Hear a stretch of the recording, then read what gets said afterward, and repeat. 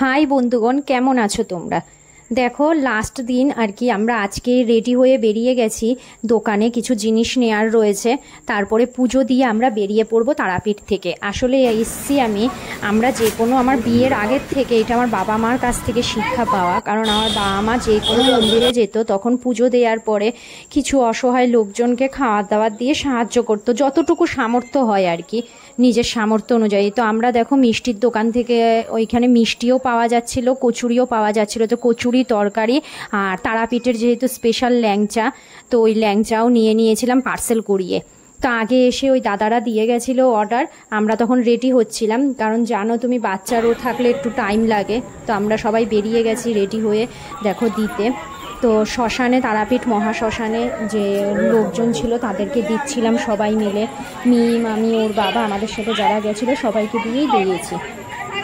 এটা আমার করতে খুব ভালো লাগে, কারণ কিছু লোককে সাহায্যও করলাম, প্লাস তারা আমাদের আশীর্বাদও করেন না। জীবনে এগিয়ে যাওয়ার জন্য কিছু মানুষের আশীর্বাদ খুব দরকার।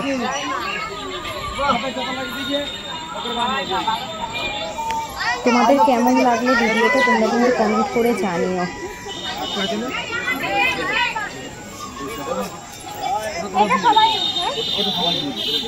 আর কেউ কিন্তু মনে করো না যে এটা তোমাদেরকে দেখানোর জন্য, কোনো দেখানোর জন্য কিন্তু ভিডিও না।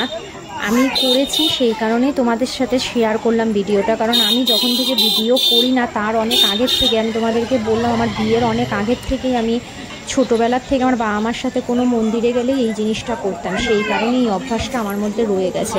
এখন আমার হাজব্যান্ডও তার জন্য এইরকম করে মানে সবার সাথে দেওয়ার চেষ্টা করে, যতটুকু নিজে পারে আর কি।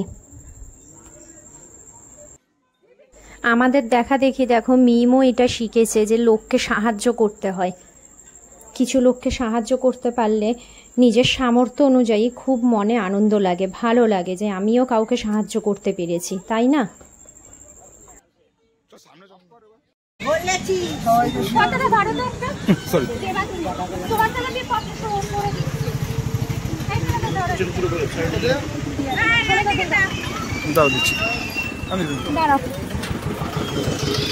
একটু দাঁড়াও, একটু দাঁড়াও, দাঁড়াও একটু।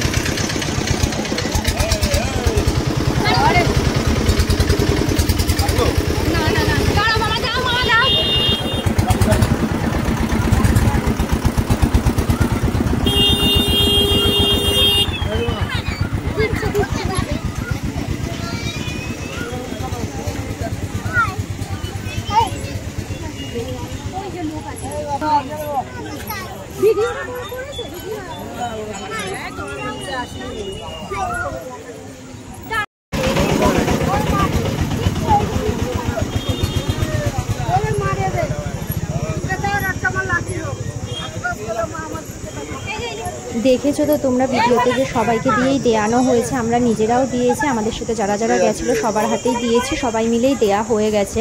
এরপরে আমরা যাচ্ছি তারাপীঠ মহাশ্মশানের ভিতরে যে মায়ের মন্দির রয়েছে, মন্দিরে পুজো দেব বলে। তো এইখানে কেউই পুজো দেয়নি, মিম, আমি আর ওর বাবা পুজো দিয়েছিলাম, আর সোনুদা আর এই মামা পুজো দিয়েছিল, আর কেউ পুজো দেয়নি। তো ওরা নিচে বসেছিল। তো এই দেখো পুজো দেওয়ার জন্য এখান থেকে সব জিনিস কিনে নিচ্ছি। মন্দিরের সামনে এরকম দোকান রয়েছে জিনিস কিনে নেওয়ার জন্য, তো জিনিস কিনে নিচ্ছে এখানে। জিনিস কিনে এখন উপরে উঠে যাবো, গিয়ে পুজো দিয়ে আসবো। এই যে এখন যাচ্ছি যাবো ওপরে আমরা পুজো দেওয়ার জন্য। তো খুব রোদের তাপ ছিল, প্লাস বীরভূমে তো প্রচুর পরিমাণে গরম, মানে কি বলবো আর। তো মায়ের মন্দিরে পুজো দিয়ে আমরা আমাদের হোটেলের থেকে চেক আউট হয়ে গেছে, আমাদের জিনিসপত্র গাড়িতে তোলা হয়ে গেছে। তোমাদের ভিডিওগুলো কেমন লাগলো জানি।